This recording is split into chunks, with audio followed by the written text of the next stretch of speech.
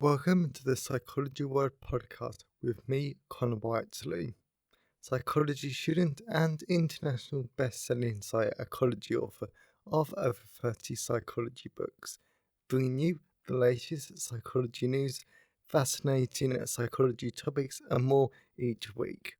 If you want to learn more, then please check out connorwhiteley.net/books. And don't forget to like and subscribe to the YouTube video or follow on your favourite podcast app. And here's the show. Hi everyone, and welcome to episode 224 of the Psychology World podcast with me, Connor Whiteley.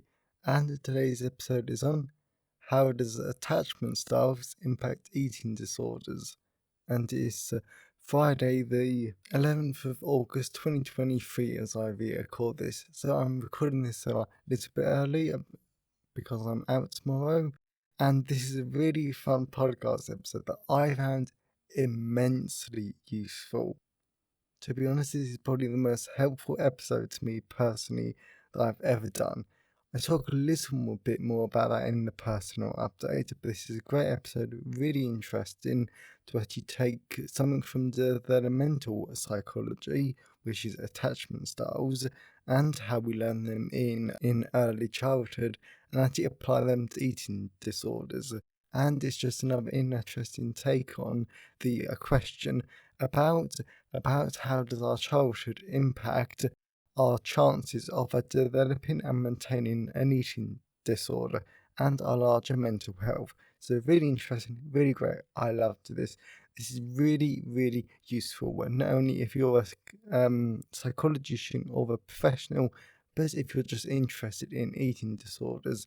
But also this does have some more takeaway point of views which anyone can use, even if you don't have an eating disorder. Nothing official, of course, but this is a great one that I loved it. So we're moving on to the psychology news section. We're reading from the British Psychological Society Research Digest, and the first one is particularly fun. Autistic doctors face significant obstacles.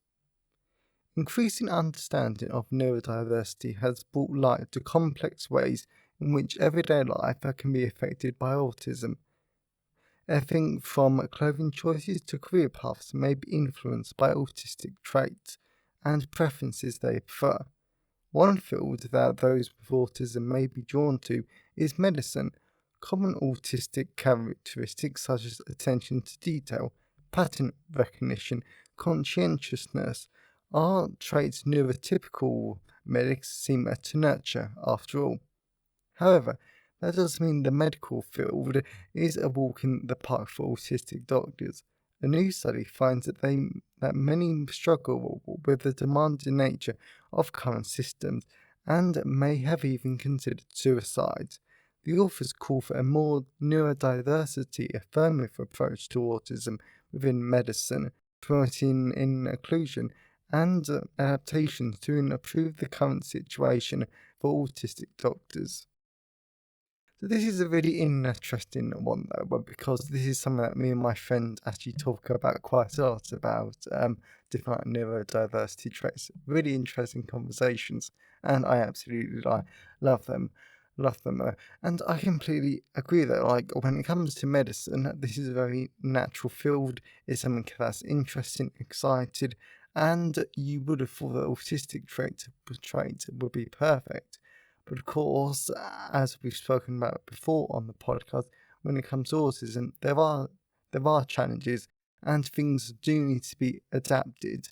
Well, and I know in the UK, as I mentioned before on the podcast, we are in an NHS crisis. We do not have the workforce. We seriously don't. Waiting lists are basically stupid at this point, and if we want to actually solve these problems, then we need to try and increase the number of people actually coming into medicine, or like medicine though. So it's absolutely critical that we do start thinking about ways to adapt it, just so any workplace that can become more neurodivergent friendly, just so we can maintain the workforce, actually get people in, keep them, and just so they can then go on that save lives, do good, and have a real positive impact in their community.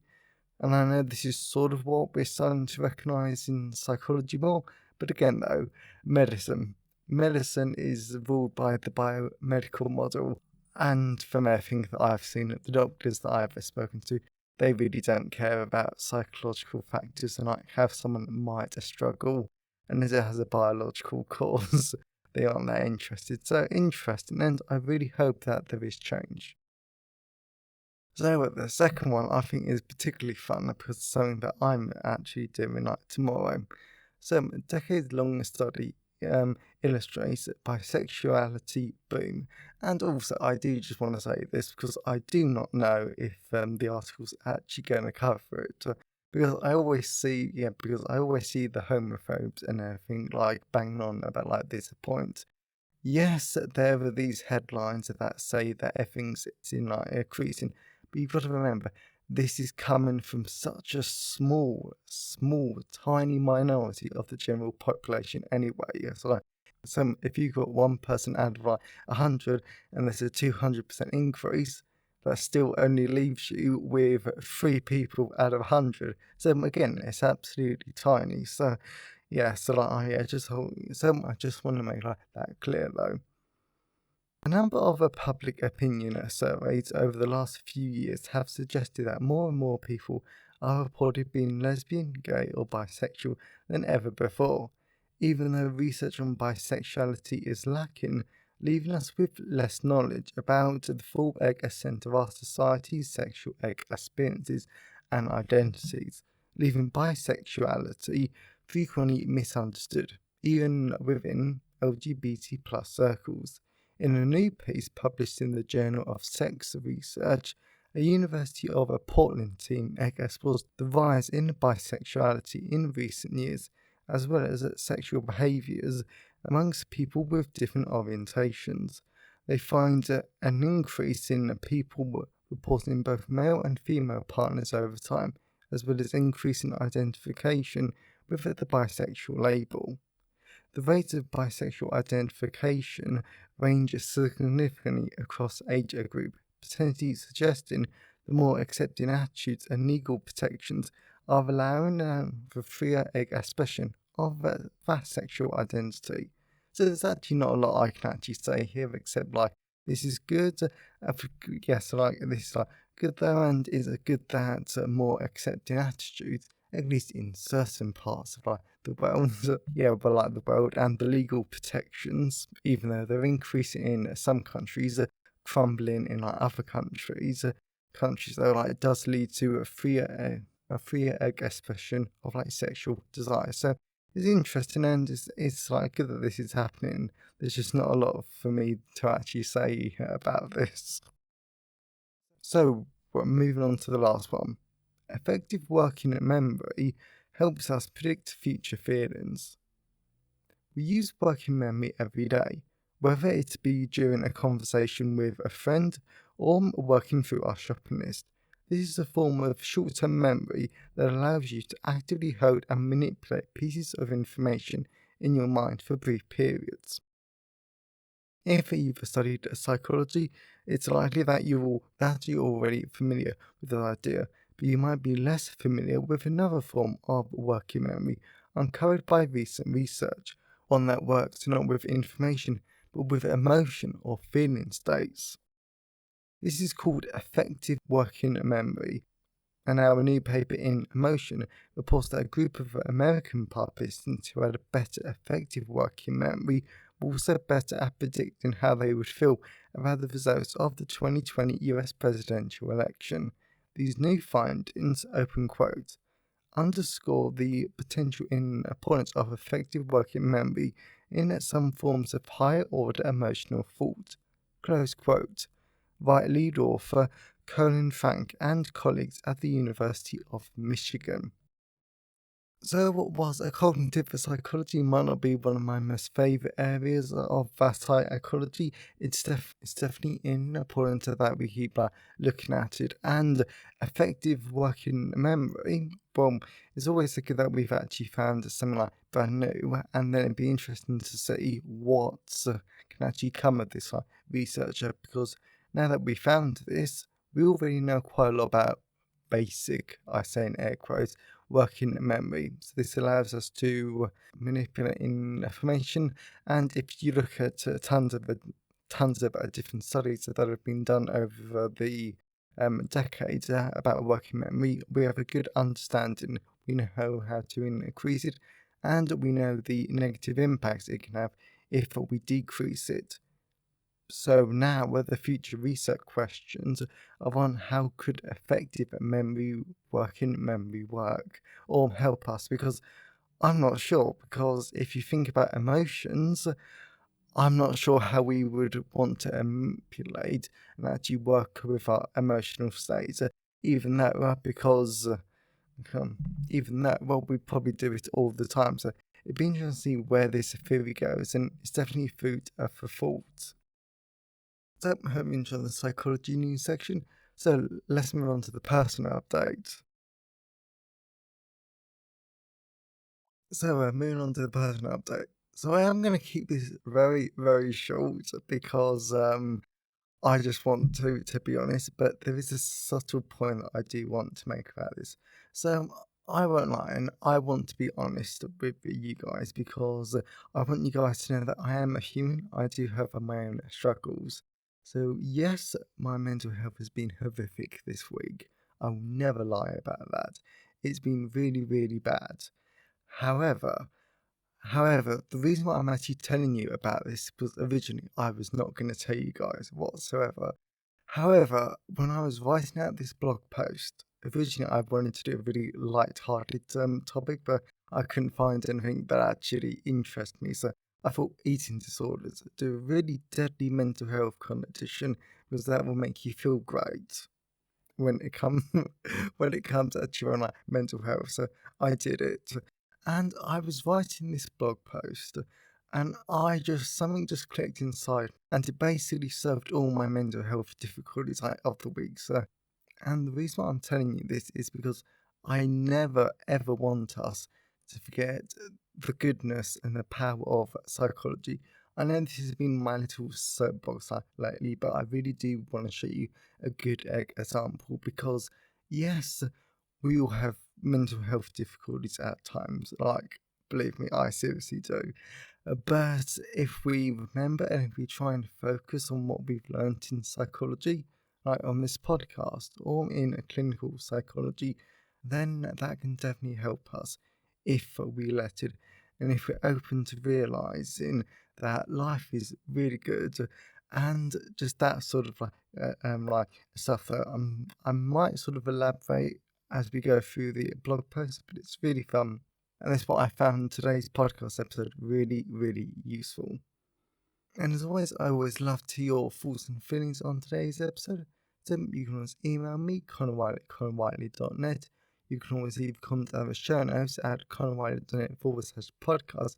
And you can always tweet me on Twitter or X me or whatever that's a platform that's like devolved into at Sci-Fi Whiteley. I always love to hear from all of you because it really helps me at the podcast feel more like a conversation. And today's episode has been sponsored by Developmental Psychology, a guide to developmental and child psychology. So this is an absolute brilliant book that I really love because developmental psychology, I used to say I would never be interested in it and I hated it. But ever since writing that book, ever since doing podcast episodes, I realised I would never research it, believe me. But it is such a fun area because if you have nieces and nephews, and developmental like psychology can get really interesting because you can sort of see what you've learnt in developmental psychology and apply it to everyday life. But also, it's just interesting to see how do children develop. Like, how do their cognitive processes develop? How does their brain develop? how do their social processes.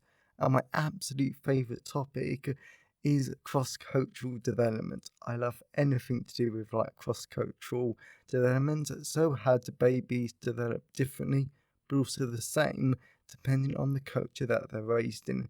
And this great, really easy to understand book in my normal, fun, conversational tone actually helps you understand it, and you actually want to read it because it is a lot of fun. So really good, really enjoyable, and there's so many different topics that I've actually explored in the book that I can't name like them all, mainly because there's just so many. Yeah, so I really do recommend it. So that is Developmental Psychology, a guide to developmental and child psychology, available from all major ebook retailers, and you can get the paperback and the hardback version from Amazon, your local bookstore or local library if you request it. And you can buy the ebook directly from me at payhip.com/Con Whiteley. So, whilst buying book helps to support the creation and the editing of the podcast, my time is sponsored by my wonderful patrons. And as always, a massive thank you to my patrons, because your support shows that you like the show and that you want it to continue. So if you wanted to become a patron and support the show and get tons of other great rewards, including early access to the blog post, then you can now become a patron at patrons.com/the Psychology World Podcast. So that's enough of the personality. Let's move on to the content part of today's episode.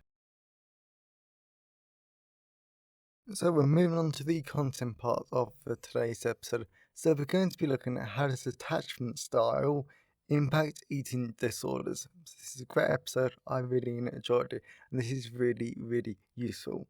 So let's dive into it. If you've ever done developmental psychology before, then you might be aware that our relationships are largely determined by the type of attachment style we have. Then this impact on our relationships can impact our mental health, happiness, and the state of our protective factors when it comes to mental health difficulties. As a result, there are 4 attachment styles, and these describes how we maintain and establish our relationships. Firstly, you have a secure attachment, and this is all about positive perception of the self and others, so we can have the capacity to form and maintain closer connections with other people and tolerate differences and being separated from them, as well as we can maintain effective emotional coping. Secondly, you have anxious attachment. This is an insecure attachment style, whether a person has a high need of reassurance, has trouble trusting others, and a fear of abandonment. Thirdly, you have avoidant attachment. This is another type of insecure attachment style. This is where a person avoids closer connections and has a tendency to dismiss feelings and push away from intimacy. Finally, you have disorganized attachment. And personally, I have to admit, I do give this one a hard time. This is basically just a massive miscellaneous category. But also, I do understand it because, yeah, I think that if out of all of them, I might have tendencies towards this one because it's basically a mixture of the anxious and the avoidant attachment styles. When someone doesn't really have a set style that they prefer to use in everyday situations. Thankfully, there's a lot of good, high quality research that links attachment styles and eating disorders. For example, a 2019 meta review on the topic showed us that people with anxious or avoidant attachment styles are actually more vulnerable to developing eating disorders. This is because these people unfortunately have difficulties in establishing relationships and maintaining these closer relationships, as well as intimacy, trust in others, and exerting self-control over their emotional responses. All of these are traits that might very well help to cause and maintain an eating disorder. For instance, if we look at binge eating disorder or even a bulimia, if someone uses their poor relationship with food to cope with the emotional responses, Then they eat a lot, and then if they have a bulimia, they take extreme measures to get rid of the food, and this helps them to believe or feel like they have control over their life again. As a result, the authors of the 2019 meta-analysis argued that when it comes to treating eating disorders, we need to focus on addressing the client's attachment style, since this might be critical in the recovery process. Personally, I'm really hopeful of any research that actually helps us to develop eating disorder treatments, because we so badly need them. Due to even cognitive behavioral therapy, which is our best and most effective treatment for eating disorders at the moment, still isn't that grand compared to CBT for other mental health conditions, and over a third of our clients will never enter recovery from an eating disorder. Another study from 2021 looked at the relationship between a person's attachment style and their friends and parents, and the rate of body dissatisfaction in teenagers. As you can imagine, when there were high levels of alienation, trust and communication issues, there was also a high level of body dissatisfaction. Therefore, the researchers argued that we need to maintain our social relationships positively and help a client work towards a secure attachment style with their friends and parents, as this might cause a protective effect against body dissatisfaction. Finally, when it comes to very recent research, another study from 2022 looked at attachment style and how it impacted treatment outcomes from clients undergoing enhanced cognitive behavioral therapy. The results showed a significant link between treatment outcomes as well as insecure attachment styles, because the negative attachment styles caused a low rate of remission and high rates of eating disorders, meaning whenever a client comes out to us as future or current clinical psychologists, we need to explain to them the role of relationships in their condition and why it is important to create and maintain closeness with others. How developing a secure attachment style can help with eating disorder recovery. I mentioned earlier how in psychotherapy we can help people to adopt and develop a secure attachment style to help them establish and maintain their close relationships. Now, we need to look at how this actually helps in a little more detail. This all comes down to resilience, because interdependence is a very useful way to build someone's resilience and help them recover from an eating disorder, since having a network of dependable connections provides a client with a sense of belonging, acceptance, and security. Something I know that is flat out critical for mental health. Yeah, that was definitely a reminder of this week. This helps the client to increase their self-acceptance and self-worth. And I did sort of elaborate this on the blog post because it does connect to other stuff. And I do want to be honest here that this is something that I've been struggling with at the moment. And I know this is harder for anyone, but accepting yourself for who you are and what's happened to you in the past, but also what needs to happen in the future, is flat out critical to move on, and you can actually have a great life. This is why it's critical, and the fact that we do have a way to do this in a therapeutic setting is brilliant. Anyway, by helping a client to develop trustworthy relationships that give emotional support so that they are able to get through the tough times, in addition to the practical support when it comes to them planning enjoyable activities, helping to distract them during the hard times, and helping them to prepare their meals. This all helps the person to stay motivated for the long term so they can recover. Therapy isn't easy, but with the right support, it is possible. And the critical aspect of all of this is that the simple fact that in psychology we understand that supportive relationships are key to start building a life that is worth living. Therefore, supportive relationships are critical in the recovery aspect of an eating disorder. This is why helping our clients to develop secure and healthy connections by asking for support from reliable family members, friends, and specialists can be immensely powerful on their own healing journey. How can someone practice secure attachment as an adult? Of course, nothing on the podcast is ever any sort of official advice, but this is something I am extremely interested in, and I know this is going to be useful for a lot of psychology students, professionals, and people impacted by eating disorders too.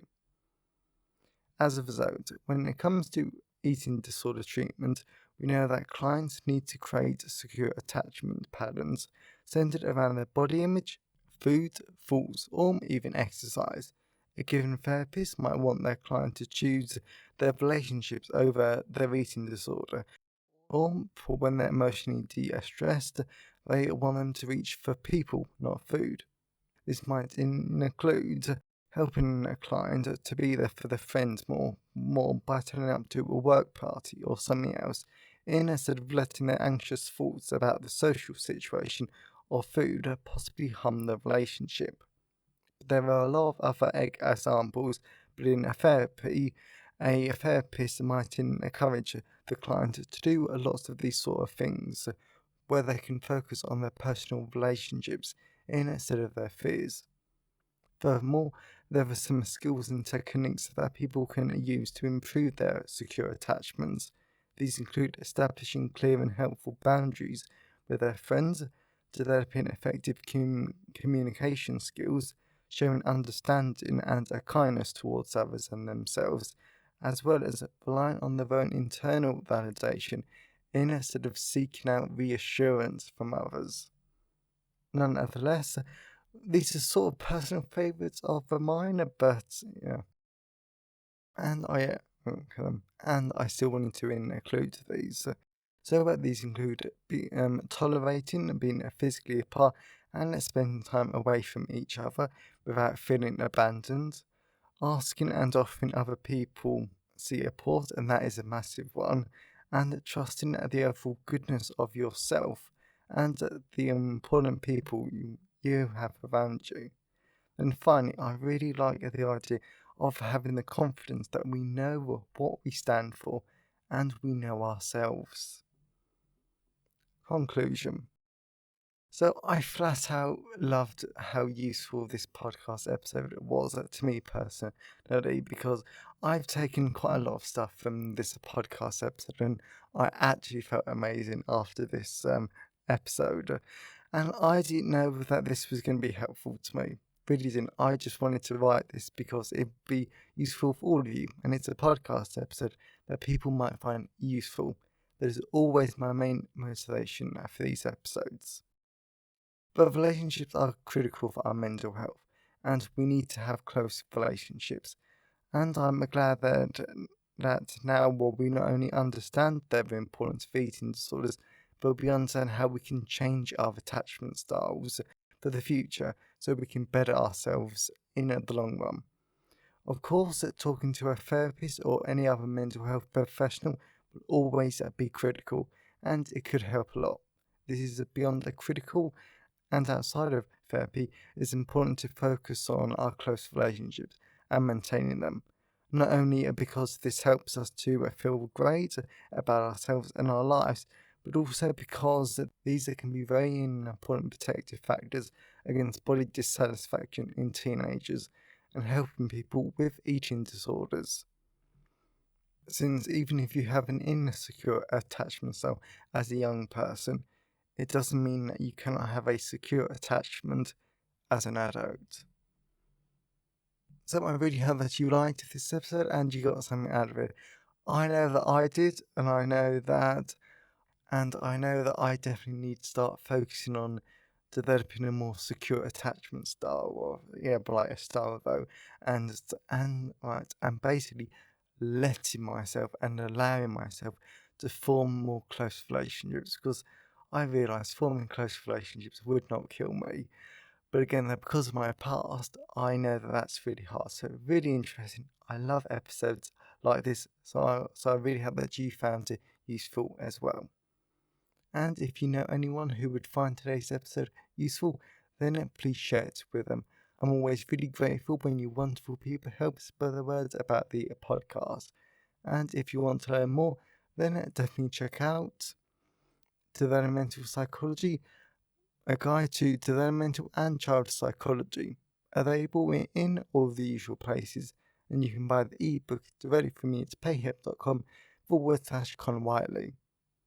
And if you want to become a patron of the show, then definitely check out patreon.com/The Psychology World Podcast. So have a great day, everyone, and I'll see you next time. Thanks for listening today. I hope you found it helpful. Please remember to like the video and subscribe to the YouTube channel and follow the podcast on your favourite podcast app. And if you wanted to learn more, then please check out the backlist of the podcast episodes or my books at conwhiteley.net. So have a great day and I'll see you next time.